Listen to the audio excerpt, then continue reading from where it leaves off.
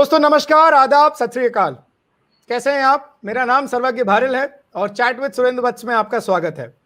एक छोटी सी शुरुआत हुई कुछ साल पहले और उस चैनल को, कुछ वीडियोस को, कुछ इंटरव्यूज को देखकर लोगों को कुछ समझ नहीं आया कि ये शुरुआत किस लिए की गई है, किसके द्वारा की गई है। कोई बहुत ज़्यादा जाना पहचाना नाम नहीं था, पर उसी चैनल ने आज इतनी ऊंचाइयां हासिल कर ली कि लोग पहले समझ नहीं पा रहे थे कि ये शुरुआत किस लिए की गई है, पर अब लोग इंतजार करते हैं कि हमारा नंबर कब आएगा, वो व्यक्तित्व हमसे कब प्रश्न पूछेंगे और उस YouTube चैनल पे हमको आने का कब मौका मिलेगा।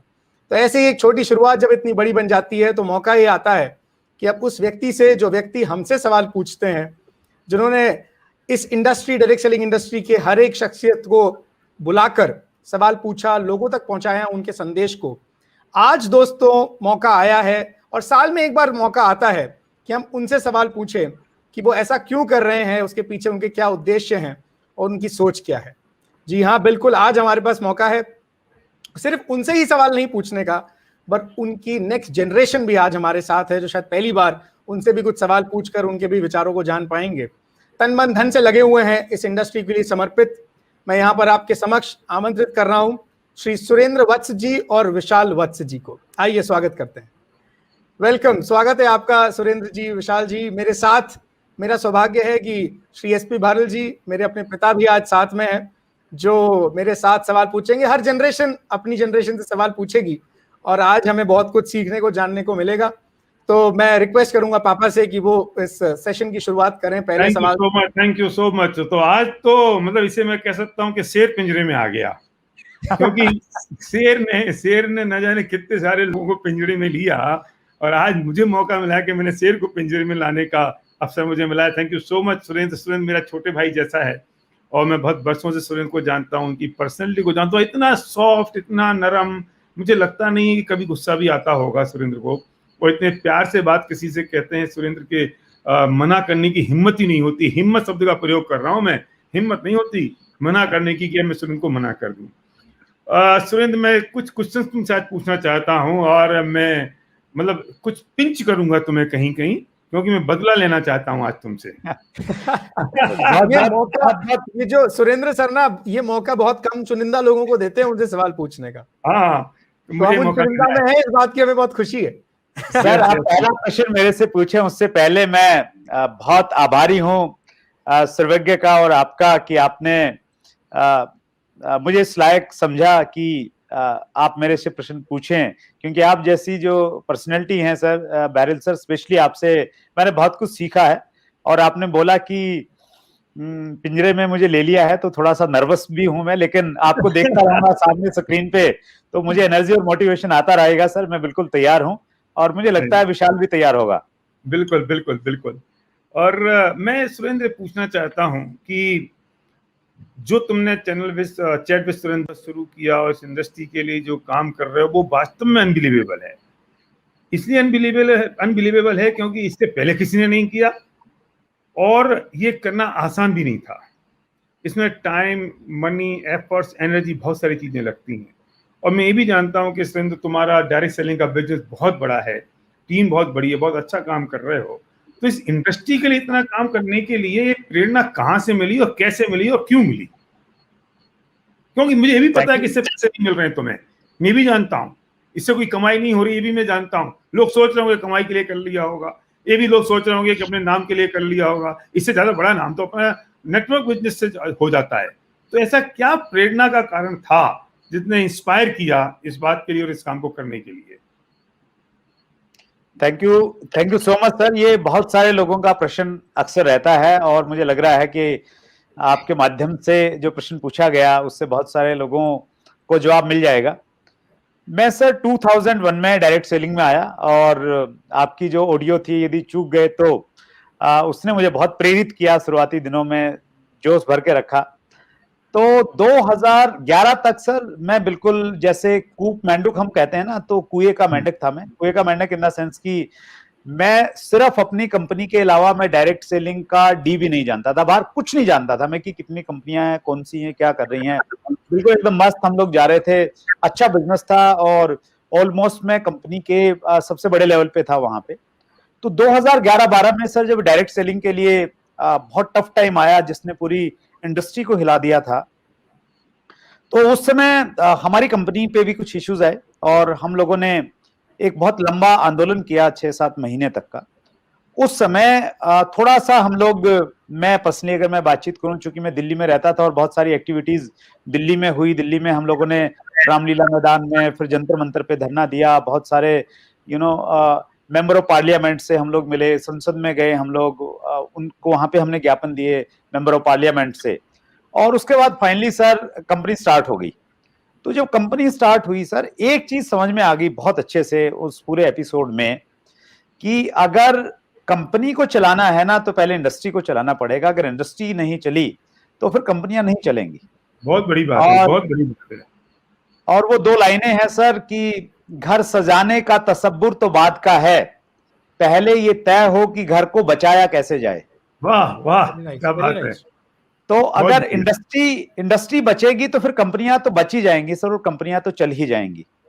तो वो चीज कहीं ना कहीं अंदर गहरे से घर कर गई, और डायरेक्ट सेलिंग एसोसिएशंस ने उसके बाद में बहुत गंभीरता के साथ में काम करना शुरू किया, मैं ये कह सकता हूं। और मुझे मौका मिला sir DSDWA direct selling distributor welfare association का फाउंडर प्रेसिडेंट बनने का, और वो मौका भी इसलिए मिला क्योंकि हम लोगों ने एक लंबा आंदोलन किया था और उस आंदोलन की कहीं ना कहीं पूरे हिंदुस्तान में चर्चा थी। और edification make the people responsibility, आप जैसे लोगों से हमने सीखा है सर, जब आपको लोग एडिफाई करते हैं तो आप और ज्यादा रिस्पॉन्सिबल हो जाते हैं।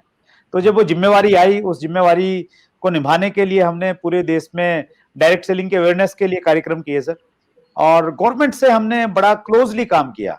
मतलब वो एक ऐसा दौर था बारिल सर कि डायरेक्ट सेलिंग के बारे में कोई भी मिनिस्ट्री इसको अपनाने के लिए तैयार नहीं थी। हमने शुरुआत की थी RTI लगाने से, राइट टू इंफॉर्मेशन के तहत हमने कुछ मिनिस्ट्रीज को RTI लगाई कि भाई हमारा ये डायरेक्ट सेलिंग का मॉड्यूल है, इस प्रकार से हम लोग काम करते हैं, ऐसे पैसा बढ़ता है, तो क्या ये लीगल है या इलीगल है, ऐसे प्रश्न हमने किए, उनके गोलमोल जवाब आए। फिर हमने RTI दूसरे तरीके से लगाए कि भाई ये जो बिजनेस है मॉडल, ये कौन सी मिनिस्ट्री के तहत आता है। तो मिनिस्ट्रियां हमें गोल गोल घुमाती रही कि भाई आप इधर जाइए उधर जाइए, हमारे यहाँ पे नहीं आता। तो उन सारी प्रैक्टिसेस के बाद में फाइनली सर इंटरनेशनल कमेटी बनी और 2016 में फिर गाइडलाइन आई। तो वो एक बड़ी प्रक्रिया रही लंबी। तो उस आपका जो प्रश्न है सर कि मैं कैसे इस इंडस्ट्री में आया, तो वो जो घटना थी सर 2011-12 की, उस घटना ने मुझे बहुत प्रेरित किया, आंदोलित किया कि इंडस्ट्री के लिए कुछ कर। और मेरा एक हमेशा से विश्वास रहा है बारिल सर कि इस इंडस्ट्री ने सब कुछ दिया है। सुरेंद्र वत्स से 500 रुपए महीना की नौकरी से उन्होंने अपना करियर स्टार्ट किया था एक प्राइवेट स्कूल में, फिर केबल ऑपरेटर का काम करते थे। तो कोई नाम नहीं, पहचान नहीं था, बहुत स्ट्रगल था लाइफ में। जो कुछ भी नाम मिला, फेम मिला, सुख सुविधाएं मिली, तो इंडस्ट्री के लिए इंडस्ट्री ने दी।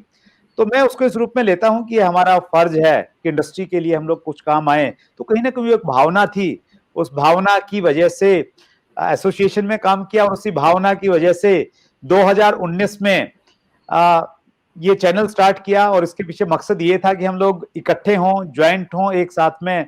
जैसे मैं अपनी कंपनी का कूप मेंढक था, उसी में लगा रहता था, और कूप मेंढक हमें बनना चाहिए। मैं ये नहीं कह रहा कि हम सब लोग बाहर आए, देखें, ताका झांकी इधर करें, मैं बिल्कुल वो नहीं चाहता। लेकिन मैंने ये कोशिश की कि हम लोग अपनी कंपनियों में फोकस रह के काम करें, लेकिन चैट विद सुरेंद्र वत्स पे आके डायरेक्ट सेलिंग इंडस्ट्री के जो टॉप अचीवर्स हैं अलग अलग एथिकल कंपनीज के, उन लोगों से हम लोग सीखें डायरेक्ट सेलिंग इंडस्ट्री में क्या हो रहा है। हम गवर्नमेंट ऑफिसर से सीखें, सरकार क्या कहती हैं वो सीखें, जो बड़े बड़े ट्रेनर्स हैं इंडिया के उनको हम लोग सुने, और डायरेक्ट सेलिंग में उनका क्या व्यू है उनको हम लोग देखें। तो ये एक छोटा सा प्रयास था सर, और प्यार मिला, व्यूवर्स का प्यार मिला। वो एक लाइन है सर कि मैं यूं ही चला था जानी बे मंजिल, मगर लोग साथ जुड़ते गए और कारवां चलता गया, कारवां बनता गया। तो जी उतना बड़ा विजन नहीं था, लेकिन आप जैसे लोग साथ में जुड़ते गए, आशीर्वाद मिलता गया, तो काफी बड़ा कारवां हो गया। जैसे सर्वज्ञ ने बोला कि एक बहुत बड़ा ब्रांड बन गया है, तो सर्वज्ञ ब्रांड उतना बड़ा नहीं था, लेकिन आपने बोल दिया तो और इजाफा हो गया उसमें। Thank you so much. तो अगर हर व्यक्ति इस बारे में सोचे जैसा सुरेंद्र आपने सोचा कि इंडस्ट्री के लिए कुछ करना चाहिए। ये वो वाली बात हो गई कि देश ने हमें क्या दिया हम इसकी चिंता करते हैं, पर मैंने देश को क्या दिया उसकी हम चिंता नहीं करते। अगर हर व्यक्ति इस बारे में सोचेगा तो हमारी इंडस्ट्री कहीं से कहीं पहुंचेगी, और इंडस्ट्री कहीं से कहीं पहुंचने का मतलब है हर व्यक्ति के सपने पूरे होना। इस इंडस्ट्री के का पहुंचने का मतलब कुछ और है, हर व्यक्ति के सपने पूरे होना और उससे घरों में एक घी के दिए जलना। बहुत बढ़िया, बहुत बढ़िया, अप्रिशिएट करते हैं। और जब भी डायरेक्ट सेलिंग इंडस्ट्री का इतिहास लिखा जाएगा तो सुरेंद्र तुम्हारा नाम उसमें स्वर्ण अक्षरों में लिखा जाएगा, इसमें कोई दो राय नहीं है। बिल्कुल। आज विशाल भाई हमारे साथ हैं, मुझे लगता है पहली बार सब लोगों से मुखातिब हो रहे हैं, तो कुछ सवाल आज मैं विशाल भाई से भी पूछना चाहूंगा। विशाल, आपका अपब्रिंगिंग जो है वो सब मुझे लगता है कि चूंकि 20 साल से सुरेंद्र सर इस इंडस्ट्री में है, तो पूरी अपब्रिंगिंग आपकी इसी इंडस्ट्री और इसी माहौल में हुई होगी, बचपन से मीटिंग्स में जाना, सेमिनार में जाना, तो वो कैसा एक्सपीरियंस रहा? क्या फर्क देखते हो आप अपनी अपब्रिंगिंग में और बाकी आपके फ्रेंड्स कहाँ हैं, क्या कर रहे हैं? उनके फादर को शायद उनके फादर के साथ रह के उनको इतना पॉजिटिव माहौल नहीं मिला होगा जितना आपको मिला, तो क्या फर्क आप देखते हो डायरेक्ट सेलिंग इंडस्ट्री के माहौल में और बाकी के माहौल में? सर्वज्ञ भाई, बहुत सुंदर सवाल है आपका, और इस सवाल को मैं बहुत पर्सनली बचपन से देख रहा हूँ। और मैं जेन्युइनली चाहता था कि ये सवाल मेरे से कोई कभी पूछे कि डायरेक्ट सेलिंग का एक्सपीरियंस क्या है। डायरेक्ट सेलिंग सब लोग देखते हैं कि स्टेज पे लीडर्स आते हैं, बातचीत करते हैं, मोटिवेट करते हैं, एजुकेट करते हैं, बट घर पे क्या माहौल होता है, घर पे बच्चों पे क्या असर पड़ता है, मैं हमेशा से इस पे कुछ बोलना चाहता था। और मुझे अभी याद है, मैं फर्स्ट टाइम जब डायरेक्ट सेलिंग के इस इवेंट में गया था तो मैं शायद 4th क्लास में था, और पापा ने ऐसे ही बोला था कि बेटा स्टेज पे जाना है और स्टेज पे कुछ चंद शब्द बोलने हैं। 4th क्लास में थे, ज़्यादा कुछ पता था नहीं, तो स्टेज पे जाके बस इतना बोला था कि हमें हमारी कंपनी की नमकीन बहुत पसंद है। और वहाँ से शुरू हुआ था, और ऐसे ही मीटिंगों में, हाँ मुझे याद है, मैं शायद पहली दूसरी क्लास से ही मीटिंग्स में जा रहा हूँ, और जो एजुकेशन और जो डेडिकेशन लोगों की वहाँ देखने को मिलती है ना, उससे सबसे पहली चीज़ होती है आपके गोल्स इतने बड़े बन जाते हैं कि आप एवरेज के लिए कभी रुकते नहीं हो। कि मैं कभी आपके दिमाग में नहीं आता कि मैं एवरेज हूँ, आपके सपने हमेशा 100 से ऊपर ही शुरू होते हैं कि 100 तो है, 100 से ऊपर मैं क्या कर सकता हूँ, इसको यहाँ से मैं कहाँ लेके जा सकता हूँ। ऐसी मेंटालिटी बननी स्टार्ट हुई। और आई गेस ऐसा जो भी लोग जॉब के अंदर हैं या फिर ट्रेडिशनल बिजनेस में हैं, वो सिर्फ वहीं की वहीं सीमित रह जाते हैं कि अगर मेरा ट्रेडिशनल बिजनेस है तो मैं इसमें बस जो पापा कर रहे हैं मैं वो करता रहूंगा। But network marketing, direct selling हमें मौका देता है कि हम इसको आगे बढ़ा सकते हैं। तो यही सोच विचार स्टार्टिंग से था, और वो ग्रोथ माइंडसेट अगर किसी इंडस्ट्री ने दिया है तो वो डायरेक्ट सेलिंग इंडस्ट्री ने दिया है। मैं एक और इंसिडेंट शेयर करना चाहूंगा। मैं शायद 8th क्लास में था और मेरी पहली फ्लाइट थी, और हम श्रीनगर जा रहे थे। तो फ्लाइट वो 2-2.5 घंटे की फ्लाइट थी। तो जनरली क्या होता है, बच्चे हैं 8th-9th क्लास के, कि चलो देख लेते हैं, कुछ फोन में देख लेते हैं, कुछ लैपटॉप में कुछ पढ़ा होगा, कुछ कंटेंट होगा। तो मुझे याद है डैड का HP का लैपटॉप होता था उस टाइम, और मैंने लैपटॉप खोला, उसमें फोल्डर था मूवीज, और मैं बहुत एक्साइटेड हो गया कि भाई अब 2-2.5 घंटे मेरे को मूवी देखने को मिलेगा और बिल्कुल रिलैक्स करते हुए मैं फ्लाइट का सफर तय करूंगा। उसमें मैंने फोल्डर खोला, मूवी में पहला था द सीक्रेट करके, ऐसे मूवी था और बड़ा इंट्रीगिंग टाइटल लगा। मैंने खोला, 5 मिनट देखे, मुझे पता नहीं लगा 2 घंटे कहाँ चले गए। और उस मूवी ने, द सीक्रेट, इसके ऊपर किताब भी, the secret by Rhonda Byrne. मुझे उस टाइम तो शायद इतना कुछ समझ नहीं आया द सीक्रेट, बट शायद वो कहीं ना कहीं सबकॉन्शियस में इतना चला गया। जब आप आगे पहुंच जाते हैं तभी आप पीछे के डॉट्स कनेक्ट कर पाते हैं। तो अब मैं जब पीछे के डॉट्स कनेक्ट करता हूँ तो वो उस दिन की देखी हुई मूवी भी मेरे आगे के सपने डिसाइड कर रही है। तो आई गेस अगर वैसी चीजें सिर्फ डायरेक्ट सेलिंग इंडस्ट्री में, वैसी एजुकेशन, वैसा एनवायरनमेंट सिर्फ डायरेक्ट सेलिंग इंडस्ट्री आपको दे सकती है। वेरी नाइस, बिल्कुल सही है, ट्रू। बहुत बढ़िया बात कही विशाल ने। ये जो बहुत बड़ी जिम्मेदारी अपने पेरेंट्स की भी होती है, और हमारी जिम्मेदारी ये है कि हम कैसा एटमॉस्फेयर, कैसे संस्कार और कैसा माहौल अपने बच्चों को दे रहे हैं। अगर आप अच्छी किताबें पढ़ रहे हैं तो आपके बच्चे अच्छी किताबें पढ़ रहे हैं, अगर आप अच्छी फिल्में देख रहे हैं तो आपके बच्चे अच्छी फिल्में देख रहे हैं। अगर आप ही नहीं कर रहे हैं तो आपके बच्चे कैसे करेंगे? अगला प्रश्न मेरा सुरेंद्र तुमसे है कि भाई तुम्हारा इतना एक्सपोजर है, मैं समझता हूँ इंडस्ट्री में सबसे बड़ा एक्सपोजर सुरेंद्र वत्स का है, चाहे वो गवर्नमेंट को देख के मैं कहूँ, चाहे एसोसिएशन को देख के मैं कहूँ, चाहे लीडरशिप से, जो पूरी दुनिया भर की जो टॉप लीडरशिप के साथ जो इंटरेक्शन हुआ उससे है। आज हर डायरेक्ट सेलर या जो इंडस्ट्री में व्यक्ति है, वो और उसकी फैमिली के लोग ये जानना चाहते हैं कि हम क्या फ्यूचर देखते हैं डायरेक्ट सेलिंग इंडस्ट्री का हिंदुस्तान में। Thank you so much sir, बहुत अच्छा प्रश्न है और ये मेरा बहुत फेवरेट सब्जेक्ट है सर। बहुत सारे लोग जब प्रेजेंटेशन की बात आती है तो मेरे को ये बोलते हैं कि आप vision of direct selling in India इस पे जरूर बोलो। और वो वैसा काम हो गया मेरा सर, जैसे किसी होटल की दाल फेमस हो जाती है ना, तो फिर होटल वाला पनीर कितना बढ़िया क्यों ना बना ले, लोग कहते हैं यार दाल जरूर खानी है। तो इस पे मैं थोड़ी बातचीत करता हूँ, लेकिन बहुत एक विस्तृत सब्जेक्ट है। 2-3 चीजें मैं जरूर कहना चाहूंगा सर इस पे। देखिए, डायरेक्ट सेलिंग के जब हम इंटरनेशनल डाटाज देखते हैं, क्योंकि डायरेक्ट सेलिंग का कॉन्सेप्ट अमेरिका से स्टार्ट हुआ 1959 से, हम लोग मानते हैं इसको, तो वहां पे स्टार्ट हुआ और वहां पे जो एक्टिविटीज रही, हमारे यहाँ पे 1990s के बाद में डायरेक्ट सेलिंग आया हमारे देश में। लेकिन अगर हम अभी डाटाज को देखें तो world federation direct selling association के जो डाटाज हैं 2019 के, उनके आधार पर अगर हम देखें तो अभी हम लोग कहीं भी स्टैंड नहीं कर रहे हैं दुनिया में। मतलब हम शायद पहले 15 कंट्रीज में भी हमारा कहीं नाम नहीं है वॉल्यूम वाइज अगर हम बातचीत करें। लेकिन उन डाटाज को जब हम बहुत गहराई से देखते हैं सर, टोटल टर्नओवर था 2019 में 1,80,000 बिलियन डॉलर का, बिलियन नहीं मिलियन डॉलर का था, सॉरी। और उसमें इंडिया का जो हिस्सेदारी थी वो मात्र 2,477 मिलियन डॉलर की थी। सबसे ज्यादा था अमेरिका का 35,000 मिलियन डॉलर से ज्यादा, मतलब कोई कंपैरिजन ही नहीं है, बहुत बहुत बड़े हैं। लेकिन उसमें एक बहुत अच्छी चीज है सर डाटा में, चूंकि ये मेरा फेवरेट सब्जेक्ट है तो मैं बहुत डिटेल में गया, तो वहां पे 3 साल का CAGR दिया है, कंपाउंड एनुअल ग्रोथ रेट, हर देश का दिया है। तो अमेरिका का जो CAGR है सर उसमें वो था कोई -0.3%। और इंडिया का जो CAGR है सर वो 16.3% है, और वो ऑलमोस्ट हाईएस्ट है दुनिया में। और उसकी वजह बहुत साफ है कि 2016 में गाइडलाइन आ गई। गाइडलाइन आने के बाद में जो माहौल बना हमारे देश में, डायरेक्ट सेलिंग की जो कंपनीज थी, जो मैनेजमेंट थी, उन्होंने खुल के काम करना स्टार्ट किया।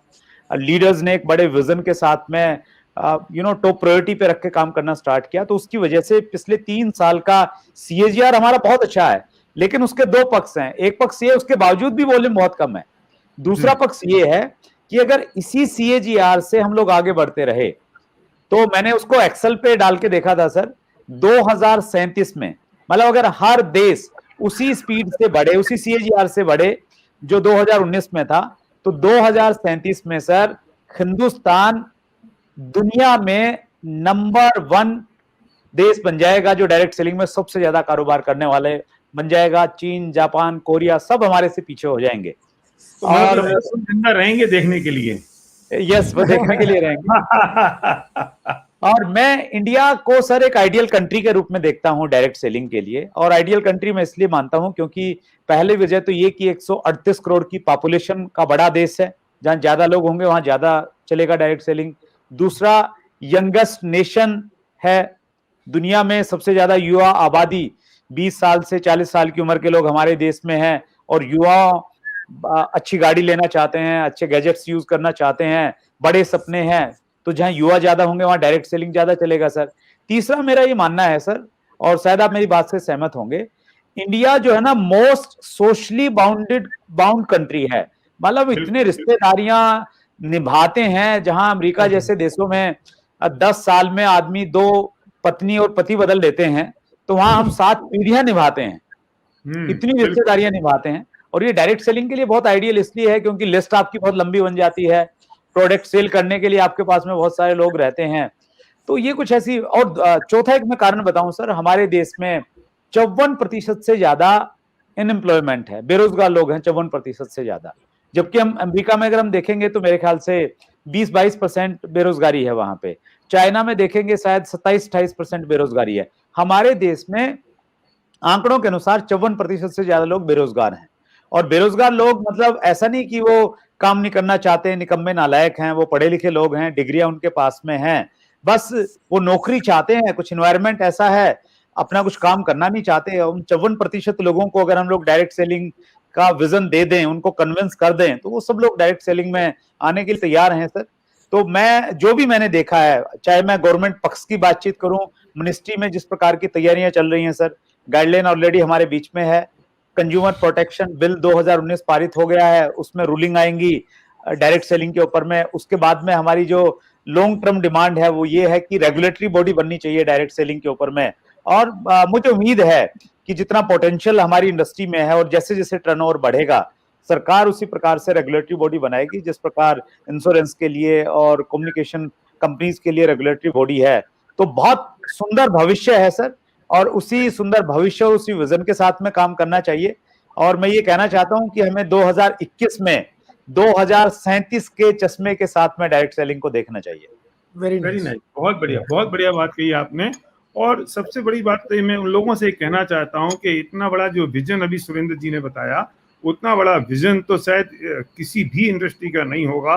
तो इससे बड़ी पोटेंशियल आपको कहाँ मिलेगी? जो लोग अब ये सोच रहे हैं करें नहीं करें, कैसे करें, ये चैलेंज वो चैलेंज फलाना, अरे चैलेंज तो कहाँ नहीं है। रोटी खाते हो तो उसमें भी चैलेंज आता है। तो इतने बड़े विजन के बाद भी अगर आप ये सोचो कि करेंगे ना करें, चैलेंज बहुत सारे हैं, तो शायद फिर हमारा दुर्भाग्य होगा। बहुत बहुत धन्यवाद इस प्रश्न का इतनी डिटेल में और इतनी अच्छी तरह से उत्तर देने के लिए भाई सुरेंद्र। विशाल, आप MBA हैं, आपको कॉर्पोरेट का भी अब एक्सपीरियंस आप ले रहे हैं, क्या लगता है आपको यूथ क्या देख रहा है? जबकि अभी सुरेंद्र सर ने भी बात करी कि हमारा देश तो युवा देश है, यूथ क्या देख रहा है जिससे अट्रैक्ट हो रहा है, और अभी और क्या करने की जरूरत है हमें यूथ को अट्रैक्ट करने के लिए? आपको क्या लगता है, आप किस नजरिए से देखते हैं? सबका एक अपना नजरिया होता है, आपका क्या है? सर्वज्ञ, बहुत अच्छा सवाल है आपका, और इस पे मैं दोनों चीज़ों के बारे में बात करूंगा कि क्या प्रैक्टिसेस बेटर होनी चाहिए यूथ को अट्रैक्ट करने के लिए और क्या प्रैक्टिसेस अच्छी नहीं है। तो कुछ लोग नेटवर्क मार्केटिंग इंडस्ट्री को सोशल मीडिया के थ्रू ऐसा पोर्ट्रे करते हैं कि आपको महीने के अंदर कार मिल जाएगी, 3 महीने में आप यहाँ पहुँच जाएंगे, साल भर में तो आप करोड़पति बन जाएंगे, और वो अपने चेक दिखाते हैं, सब कुछ शो करते हैं। वो अच्छा है, बट उसके पीछे का जो मेहनत है उसको छुपाना और इस तरीके से पोर्ट्रे करना कि 2 महीने में 3 महीने में हम इस लेवल पे पहुंच सकते हैं, वो गलत है। बट अगर आप सोशल मीडिया के थ्रू और यूथ को अगर अट्रैक्ट करना चाहते हैं तो रियल डायरेक्ट सेलिंग उनको दिखानी पड़ेगी। अगर आप किसी को ये बोलेंगे कि सर 3 महीने में आइए और आप 3 महीने में ना आप लाख रुपए कमा सकते हैं, वो आपके साथ आगे जुड़ तो जाएंगे बट वो आपके साथ लंबे टाइम चलेंगे नहीं। और जब तक, क्योंकि बिजनेस कंसिस्टेंसी का बिजनेस है, मोमेंटम का बिजनेस है, मोमेंटम में एक बार लोग आ तो जाएंगे बट जब तक कंसिस्टेंटली काम नहीं करेंगे तो ना आपकी टीम बनेगी ना आपका बिजनेस बनेगा। तो यूथ को उस तरीके से अट्रैक्ट किया जाए कि आओ, दिक्कतें तो होंगी, जैसा अभी एसपी भारल सर ने बोला कि दिक्कतें तो हैं, बट जैसा वत्स सर ने बोला कि जो विजन है, अगर वो विजन दिखा के सब कुछ समझा के लोगों को इनवाइट किया जाए सोशल मीडिया के थ्रू तो बहुत बड़ा काम हो सकता है। और जैसा मैंने MBA भी किया है, सब कुछ मैं डेटा पे बहुत विश्वास करता हूँ।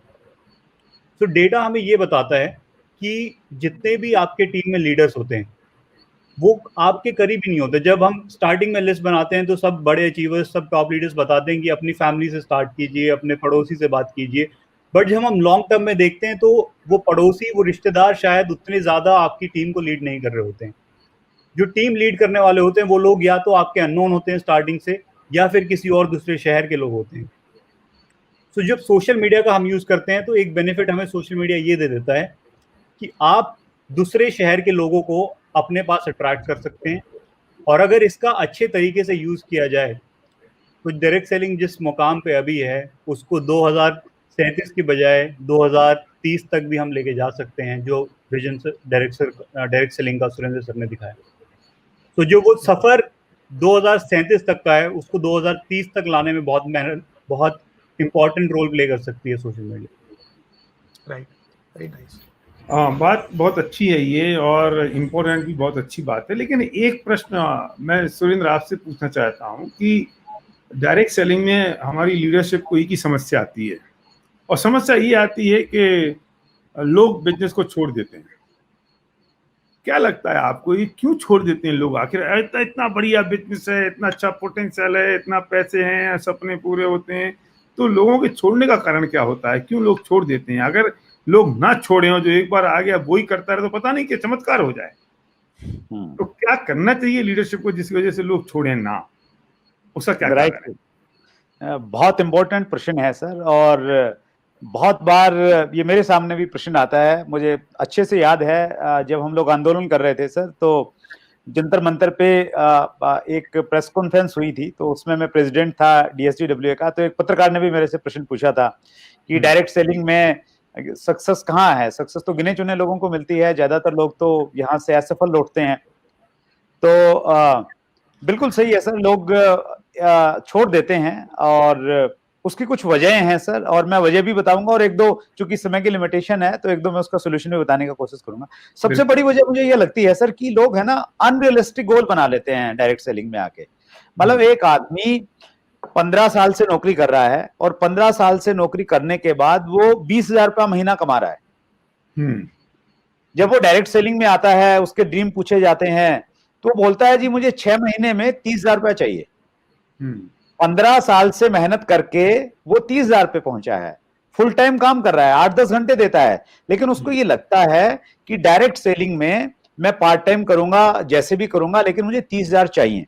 तो 30,000 आते हैं, 4 महीने में भी आ सकते हैं, बशर्ते कि उस प्रकार का विजन होना चाहिए, उस प्रकार की कमिटमेंट और प्रायोरिटी होनी चाहिए। और बहुत बड़े बड़े टारगेट बना लेते हैं, जैसे विशाल ने भी उस चीज को बोला, उनको लगता है ये क्विक रिच स्कीम है, जल्दी इसमें अमीर हो जाएंगे, लोटरी जैसा काम करेगा। तो वो जो अनरियलिस्टिक गोल बना लेते हैं या उस प्रकार के माइंडसेट से लोग आते हैं सर, तो वो वैसा कुछ होता नहीं है। प्रैक्टिकली काम करना पड़ेगा, एक सीरियस बिजनेस है सीरियस इनकम के लिए, तो वो उस वजह से लोग चले जाते हैं। और कहीं ना कहीं उसमें डायरेक्ट सेलर की मैं मानता हूं कि गलती है कि वो कहीं ना कहीं वो दोनों पक्ष नहीं दिखाते हैं, काम करने वाला पक्ष नहीं दिखाते हैं। वो छूट, क्योंकि प्रिपरेशन जैसी होगी ना सर, तो उसी प्रकार से लोग काम करेंगे। पहले दिन से प्रिपरेशन ये करके आएगा आदमी, यार मुझे तो लग के काम करना पड़ेगा, मेहनत करनी पड़ेगी, तब जाके मुझे रिजल्ट आएंगे। तो एक तो मुझे ये वजह लगती है सर, और दूसरी वजह मुझे ये लगती है कि लोग सिस्टम को फॉलो नहीं करते हैं, अपने तरीके से काम करते हैं। मतलब उनका अपनी जो बुद्धि है, अपनी नॉलेज है, ट्रेडिशनल मार्केटिंग से जो भी सीखा है, तो वही तरीके अपनाते हैं। ट्रेडिशनल मार्केटिंग से तैयार नहीं होते हैं जी, सीखने को तैयार नहीं होते हैं। एग्जैक्टली सर, सीखने को तैयार नहीं है। ट्रेडिशनल मार्केटिंग से बिल्कुल उल्टा वाला काम है। ट्रेडिशनल मार्केटिंग में तो पैसा तब मिलता है जब आप किसी की जेब से पैसा निकालते हैं, और डायरेक्ट सेलिंग में पैसा आपको तब मिलता है जब आप किसी की जेब में पैसा डालते हैं, टीम में पैसा जाएगा तब आपको आएगा। तो दोनों चीजें बिल्कुल अलग हैं, और वही तरीके अगर हम लोग यहाँ पे इस्तेमाल करेंगे तो वो कहीं ना कहीं काम करते नहीं है। तो सिस्टम को अगर फॉलो करने लग जाए ना सर लोग, अपलाइन को फॉलो करने लग जाए, एक्टिव और ग्रोइंग अपलाइन को, तो मुझे लगता है कि फिर सक्सेस लोगों को मिल जाएगी। और एक वजह मुझे ये भी लगती है सर, लास्ट में अगर मैं बता, पॉइंट बहुत सारे हैं इसमें, एक पॉइंट मुझे ये लगता है कि लोग है ना अच्छी कंपनी मिलने के बावजूद भी दूसरी कंपनियों की तरफ अट्रैक्ट होते रहते हैं। वो अट्रैक्शन रहता है कहीं ना कहीं उनको। एक कहावत है इधर नॉर्थ इंडिया में कि दूसरे की थाली में घी ज्यादा लगता है। हाँ, सही बात। माने अगर घी डाला ना तो ऐसा लगता है यार भाई की में ज्यादा डाल दिया, मेरे वाली में कम डाला है। तो वो डायरेक्ट सेलिंग में भी रहता है कि हमारी कंपनी अच्छी, देखिए मैं उन कंपनियों की तो बात नहीं कर रहा जहां कंपनी अच्छी नहीं है।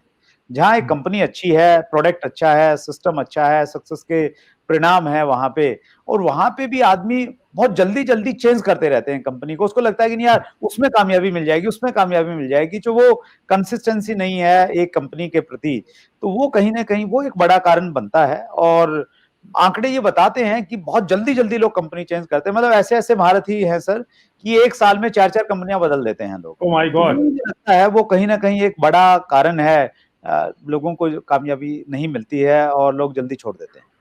बिल्कुल सही बात है। उनको फेथ गेन नहीं होता है, उनको फेथ होना चाहिए कंपनी पर, अपने आप पर, सिस्टम पर, अपलाइन पर, और लर्निंग एटीट्यूड में आना चाहिए, क्योंकि लर्न तो करना पड़ेगा। अब एक टीवी खरीद के लाते तो पहले मैनुअल साथ में आता है, और हम उसके बिना ही शुरू कर देते हैं तो फेल तो होना ही है और छोड़ना तो होता ही है हमको। बिल्कुल सही कहा आपने, एकदम परफेक्ट। सुरेंद्र सर, ये सब करते करते इंडस्ट्री के लिए इतना आप कर रहे हैं, ये चैनल भी रन कर रहे हैं, कितने आप सैकड़ों लोगों के इंटरव्यू भी ले चुके हैं, इसके साथ साथ अपने बिजनेस पे कैसे ध्यान दे पा रहे हैं आप?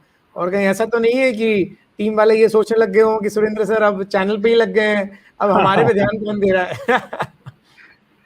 बहुत अच्छा प्रश्न है सर्वज्ञ, आपने मुझे अपॉर्चुनिटी दी, अपनी टीम के सामने भी ये मेरी बात चली जाएगी। Thank you very much. बिल्कुल बिल्कुल। देखिए डायरेक्ट सेलिंग हम सब लोगों को है ना सर, हमारी कलाओं को बहुत विकसित कर देती है, हमारी स्किल डेवलपमेंट पे बहुत सारा काम करती है। और डायरेक्ट सेलिंग ये बताती है कि आप एक साथ में बहुत सारे काम कर सकते हैं अगर अच्छी नीयत के साथ में आप काम करें। तो मैं बहुत ज्यादा समय नहीं देता हूं सर। चैनल की अगर हम बातचीत करें ना, तो चैनल को तो मैं बिल्कुल टाइम नहीं देता हूं। मतलब जनरली ऐसा रहता है कि जब हम लोग इंटरव्यू शूट करते हैं, स्टूडियो में जब हम लोग इंटरव्यू शूट करते हैं, तो एक दिन में सर मैं 15-15 इंटरव्यू शूट कर लेता हूं। मतलब मॉर्निंग में जाता हूं स्टूडियो में और रात तक हम लोग लगे रहते हैं। तो एक दिन में 15 इंटरव्यू का मतलब ये हुआ कि हमारा 4 महीने का कोटा पूरा एक दिन में ही हो जाता है। और पैशन है सर ये मेरा, मुझे अच्छा लगता है। लोग क्या सीखते हैं मुझे नहीं मालूम, लेकिन जिन लोगों को मैं यहाँ बुलाता हूँ, बड़ी बड़ी पर्सनैलिटीज को बुलाता हूँ, तो उनसे मुझे पर्सनली बहुत कुछ सीखने को मिलता है। और मैं यूं कहूं कि ये चैनल शुरू करने के बाद में मेरा अपना बिजनेस बहुत बढ़ गया, तो वो बिल्कुल कोई गलत बात नहीं होगी, अतिशयोक्ति नहीं होगी। मैंने बहुत ग्रो किया है, और इसलिए किया है क्योंकि मैंने सीखा बहुत कुछ। जनरली आदमी व्यूअर एक बार किसी इंटरव्यू को देखता है, लेकिन मैं 4-4 बार देखता हूँ। एक बार तो शूट करते समय देखा, फिर एडिटिंग के समय देखा, फिर बाद में एक आध बार देख लिया।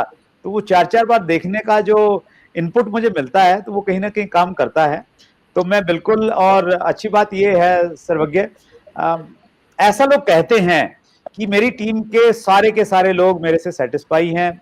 मल्टीपल लेग्स में जनरली है ना, लोगों को शिकायत रहती है कि यार उस ग्रुप को ज्यादा देते हैं, उसको कम देते हैं। तो लकीली मैं इस बारे में अच्छा हूं। लोग मेरा कहते हैं कि मेरे से कोई शिकायत नहीं करता, कोई ये नहीं कहता कि आप टाइम नहीं देते। और मैं कभी ये नहीं देखता कि ये मेरी कौन सी लैग है, कौन सी प्रायोरिटी लैग है। मैं इमोशंस के साथ में काम करता हूँ, इमोशनली लोगों के साथ में अटैच रहता हूँ, और जहाँ इमोशन और आपकी केयरिंग एटीट्यूड रहता है, तो फिर शिकायतें नहीं होती सर्वज्ञ। और किसी की शिकायतें हैं तो मैं बिल्कुल कहना चाहूंगा वो पर्सनली मेरे से बोलें, शिकायत बताएं, मैं उनको दूर करने की कोशिश करूंगा। नहीं नहीं सर, ऐसा नहीं, आपसे तो कोई शिकायत हो ही नहीं सकती, और ये सवाल जरूरी था इसलिए मैंने किया। आप इमोशनली जुड़ते हैं, इसमें कोई दो राय नहीं है। कुछ दिन पहले जब हम दिल्ली में मिले थे, तो आप हमारी मुलाकात भली पहली थी, पर आपने यूं ही कह दिया कि देखो जब निकलोगे तो गुड़गांव से निकलोगे, कभी रुको, साथ गप्पे मारेंगे बैठ के। तो मुझे बड़ा अच्छा लगा, ये आत्मीयता लगी, अपनापन लगा। और विशाल भाई, आपको कैसा लगता है, एक सेलिब्रिटी का बेटा होने के नाते आप कैसा महसूस कर रहे हो? मुझे लगता है ये आखिरी सवाल है, क्योंकि समय हमारे पास कम है। आपने बिल्कुल सही कहा कि वो सेलिब्रिटी का बेटा होके सेलिब्रिटी वाली फीलिंग तो जरूर आती है, बट साथ साथ एक रिस्पॉन्सिबिलिटी का भाव भी होता है कि उन्होंने इतना कुछ सेटअप किया है, उन्होंने इतनी स्ट्रॉन्ग फाउंडेशन हमारे लिए सेटअप की है। सो एक रिस्पॉन्सिबिलिटी का भाव फील होता है कि इस फाउंडेशन के ऊपर जो इमारत हमने इतनी सुंदर बनानी है ना, इतनी सुंदर बनानी है, जो लोग फाउंडेशन को देख के खुश होते हैं ना कि क्या फाउंडेशन बनाई है, वो इमारत को देख के कहीं कि क्या क्या ऊंची इमारत बनाई है, और क्या क्या लाल किला, क्या कुतुब मीनार, क्या आपका बुर्ज खलीफा, इतनी ऊंची इमारत बनाने की रिस्पॉन्सिबिलिटी महसूस होती है। वेरी नाइस, बहुत बढ़िया, बहुत अच्छी बात है। सेकंड जनरेशन, और ये सोचे कि लेगेसी कैसे आगे लेके जानी है, इससे अच्छा कुछ और नहीं हो सकता। बिल्कुल, बहुत अच्छा, बहुत बढ़िया। तो समय कम है, और एक अंतिम प्रश्न सुरेंद्र भाई तुमसे, क्योंकि इंडस्ट्री में बहुत सीनियर लीडर हो आप, और आपका इतना बड़ा एक्सपोजर है, इतनी सारी चीजें लोगों को सिखाई हैं, तो लीडरशिप को, सीनियर लीडरशिप को क्या संदेश देना चाहते हो? उन्हें क्या करना चाहिए और कैसे काम करना चाहिए? Thank you so much sir. क्योंकि लोग ऐसा है ना कि अपनी अपलाइन को तो यूं समझ लेते हैं, बेचारा जो समझाता है उससे तो क्यों सीखना है, तो कोई तीसरे कोई सीख लेता है, आदमी ज्यादा अच्छा रहता है। मैं जो सीख तो नहीं कहूंगा देना चाहता, बच्चा अपने बाप की जगह चाचा से सीखना पसंद करता है। तो अभी आप सबके चाचा हो यहाँ पर, तो बता दो लोगों को, संदेश दे दो। मैं बिजनेस के रूप में तो नहीं कुछ देना चाहता सर, बताना चाहता कि भी बिजनेस कैसे बढ़ाना है। हाँ, इंडस्ट्री का एक रिप्रेजेंटेटिव होने के नाते मैं सीनियर लीडर से ये जरूर कहना चाहता हूं कि मैंने ऐसा सीखा कि जब हम लोग कंपनी में सीनियर हो जाते हैं ना, तो फिर हम लोग एक ग्रुप के अपलाइन नहीं रहते हैं, हम कॉमन अपलाइन बन जाते हैं। फिर हमारे लिए ग्रुप का भाव नहीं रहता, हम सबको एक जैसा ट्रीट करें, वो वाली हमारी एटीट्यूड और हमारी सोच होनी चाहिए। कोई क्रॉस लाइन का बंदा भी हमें मिलता है तो हमें उसको वैसे ट्रीटमेंट देना चाहिए जैसे हम अपने डाउन लाइन को प्रेरित करते हैं और उस प्रकार की बातें करते हैं। तो मेरा ये मानना है कि जब कोई व्यक्ति कंपनी में बहुत सीनियर बन जाता है, तो फिर वो कंपनी का भी नहीं रहता, वो इंडस्ट्री का बन जाता है। उसको एक इस रूप में सोचना चाहिए कि भाई मैं इंडस्ट्री का, मैं सिर्फ कंपनी का नहीं हूं, मैं इंडस्ट्री का हूं, और इंडस्ट्री ने मुझे बहुत कुछ दिया है। हालांकि मैं कंपनी का बड़ा अचीवर हूं, कोई भी आदमी, लेकिन वो ये सोचे भी इंडस्ट्री है तो ही तो कंपनी है। तो वो इस फीलिंग के साथ में काम करे कि इंडस्ट्री की बेटरमेंट के लिए मैं काम करूंगा, जहां गलत हो रहा है मैं उसको एक्सपोज करूंगा, और मैं अननेसेसरी जो अच्छी कंपनियां काम कर रही हैं उनकी टांग खिंचाई नहीं करूंगा, अच्छी कंपनियों के लोगों को मैं डिस्टर्ब नहीं करूंगा, उनको ये नहीं कहूंगा कि भाई मेरी बहुत बढ़िया है, मेरे वाली में आगे चले जाओ। तो उसका एक प्रोस्पेक्टिव ये होना चाहिए कि मैं इंडस्ट्री को रिप्रेजेंट कर रहा हूं और अच्छा माहौल बनाने के लिए मुझे काम करना चाहिए। तो मैं ये उम्मीद करता हूं, मैं देखता हूं सर कि बहुत सारे लोग हैं, बहुत बड़ा नाम है, बहुत अच्छी इनकम है, लेकिन उसके बावजूद भी उनका एटीट्यूड प्रोस्पेक्टिंग का रहता है। मतलब उनके मन में यही रहता है कि यार कहाँ से 2-4 लोग मुझे मिल जाएं, कहाँ मैं एक नई ग्रुप स्टार्ट कर लूं। तो वो होना चाहिए, अच्छी बात है, लेकिन वो ये नहीं होना चाहिए कि किसी को लेग पुलिंग करके, या वैसा भाव मुझे लग रहा है कि नहीं होना चाहिए। फिशिंग करके नहीं हो, फिशिंग करके नहीं हो, एग्जैक्टली, बिल्कुल सही वर्ड आपने बोला सर। और बस एक भाव यही होना चाहिए सर सबका कि इंडस्ट्री के लिए हमें कुछ करने का मौका मिले, जब भी मिले, जिस रूप में भी मिले, उस रूप में हमें करना चाहिए। यही मैं कहना चाहता हूँ। बहुत सारे लोग कर भी रहे हैं सर। यहाँ भी हमारे शो पे जो भी व्यक्ति आते हैं तो उनसे मैं एक कमिटमेंट लेता हूँ कि सर हम आपसे ये चाहते हैं कि आप इस इंडस्ट्री की सेवा करें, और जब भी सेवा करने का मौका मिलेगा आप करें, और हम आपको बुलाते रहेंगे। और लोग बहुत इसको स्वीकार करते हैं सर उस भाव से, और आप जैसे जो बड़े लोग हैं ऑलरेडी वो ये काम कर ही रहे हैं सर। बिल्कुल सर, जब मौका लगेगा हम चैट विद सुरेंद्र वत्स पे आपको दोबारा बुलाएंगे। तो दोस्तों भी आपने देखा कि चैट विद सुरेंद्र वत्स पर आज हमने बुलाया था सुरेंद्र वत्स को और उनकी सेकंड जनरेशन विशाल वत्स को। तो इतना बढ़िया मौका आज आपके पास था, जिन्होंने पूरी हिंदुस्तान से प्रश्न पूछे, आज हमने उनसे प्रश्न पूछे और उन्होंने आपको उत्तर दिया। दोस्तों, सुरेंद्र वत्स इंडस्ट्री के लिए काम कर रहे हैं, इसलिए ये चैनल सबसे जबरदस्त है। यहाँ इतनी सारी बातें सीखने को मिलती है, और सबसे अच्छी बात तो ये है कि किसी एक पर्टिकुलर कंपनी के लिए बात नहीं होती, इंडस्ट्री की बात होती है, यहाँ टेक्निक की बात होती है, टेक्नोलॉजी की बात होती है। सुनो, अभी तक आपने सब्सक्राइब नहीं किया क्या? ओ माय गॉड, कब करोगे? अगर नहीं किया तुरंत कर लो, पास में वो लाल बटन होगा घंटी वाला, उसे भी दबा दो, जिसे हम कहते हैं बेल आइकन। और आपके दोस्तों ने अगर नहीं किया हो तो उसे भी करवा दो। बहुत बहुत धन्यवाद। अगर आपने अभी तक chat with Surendra Vats channel को सब्सक्राइब नहीं किया है तो अभी सब्सक्राइब करें और बेल आइकन दबाना ना भूलें, जिससे आपको आने वाली सभी वीडियोस की अपडेट सबसे पहले मिले और हमारी किसी वीडियो को मिस ना करें। वीडियो को ज्यादा से ज्यादा शेयर और लाइक करके अपना प्यार जरूर दें।